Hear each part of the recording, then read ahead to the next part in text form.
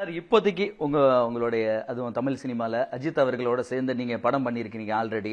அவரோட பயங்கர நெருக்கத்துல இருக்கீங்கன்னு கூட கேள்விப்பட்டோம். இப்படிப்பட்ட நிலையில அஜித் அவர்கள் இந்த கார் ரேஸ்க்கு போனப்போ கார் ஆக்சிடென்ட்ல சிக்கி இருக்காங்க. நீங்க ஏதாவது பேசுவீங்களா அவரோட? எப்படி இருக்காரு, இந்த ஆக்சிடென்ட் எப்படி பாக்க?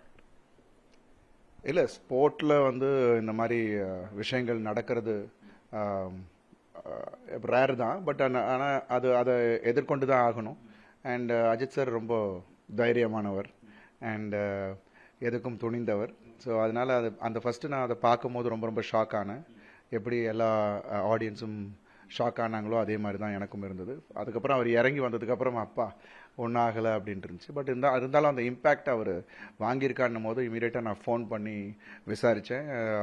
சுரேஷ் சந்திர சார்கிட்ட தான் கேட்டேன்.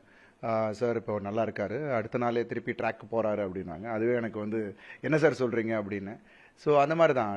ஸோ எல்லா தொழில்லையும் ஒரு ரிஸ்க் இருக்குது. ஸோ இந்த ஒரு பேஷனை அவர் ஃபாலோ பண்ணிகிட்ருக்காரு. அதுக்கு என்னுடைய வாழ்த்துக்கள் அண்ட் எங்களோட ப்ரேயர்ஸ் அண்ட் லவ் எப்போதுமே அவருக்கு இருக்கும்.